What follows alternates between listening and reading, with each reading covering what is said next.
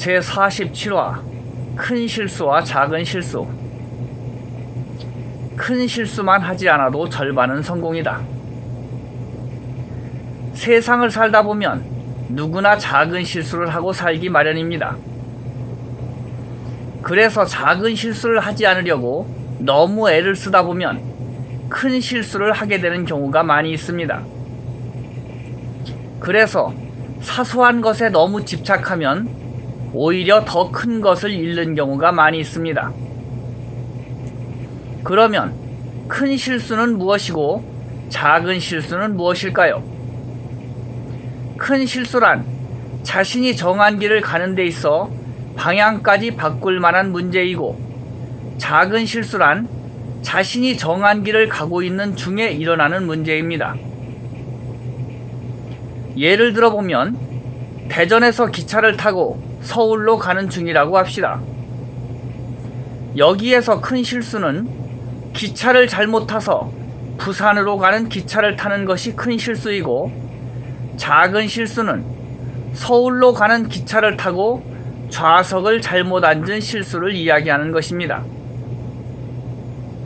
둘 다 실수지만 한 실수는 자신이 정한 방향까지 바꾸는 일이고, 다른 실수는 그냥 좌석만 바꾸어가는 일이 되는 것입니다.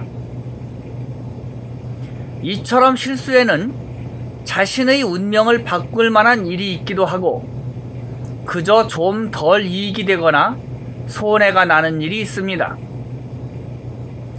따라서 그런 것을 어떻게 하면 큰 실수를 방지하고 작은 실수도 하지 않을 수 있을까요?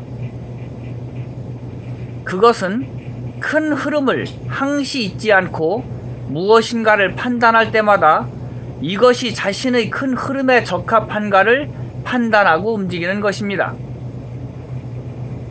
즉, 어떤 판단이든지 결정을 할 때는 이 판단이 자신의 큰 흐름에 영향을 주지 않는 결정인지를 파악하고, 자신의 큰 흐름에 영향을 준다고 하면 그 결정을 하지 않아야 합니다.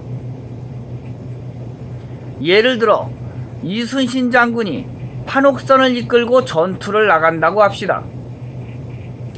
자신이 가진 전부를 끌고 적진에 들어가서 싸우다가 패배하면 전부를 잃게 된다고 하는 작전과 일부만을 가지고 들어가 싸우는 작전을 하는 경우를 본다면, 전부를 가지고 들어가 싸우다가 전멸을 당할 수 있는 작전은 위험성이 큰 도박과도 같은 것이고, 반만 가지고 들어가 싸우는 것은 전멸을 당해도 나머지 반이 남아있기 때문에 복구가 가능한 것입니다. 즉, 현명한 지휘관은 늘 어떤 상황이 와도 큰 흐름을 잃지 않고 복구가 가능한 방법으로 작전을 세우는 것입니다. 반대로 어리석은 지휘관은 늘 감정을 앞세우고 작은 손실에 분노하거나 늘 감정적인 판단이 앞서게 됩니다. 따라서 자신이 가진 것을 조금이라도 잃게 되거나 이익을 보면 눈이 뒤집혀 전부를 걸고 도박을 감행하려 합니다.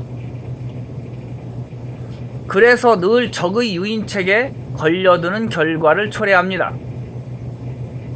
따라서 바보 같은 지휘관이 되지 않으려면 어떤 일을 시작하거나 처리할 때 항상 마음의 평정을 갖고 이 일이 실패를 하거나 완전히 잘못될 경우를 항상 예상하고 대비를 해야 합니다.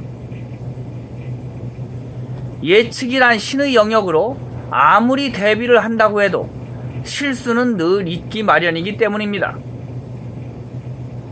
따라서 한 개가 잘못되면 다음의 대비를 해두고, 또 한 개가 잘못되면 다른 한 개를 대비해두면서 전멸을 피할 수 있는 방향으로 작전을 세워야 합니다.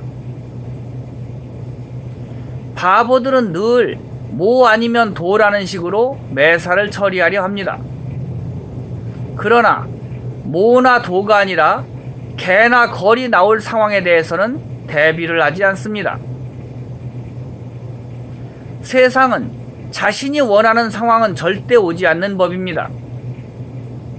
그저 큰 흐름을 놓치지 않고 작은 실수에 대비하면서 그렇게 사는 것이 제일입니다. 지금까지 보리임금이었습니다. 감사합니다.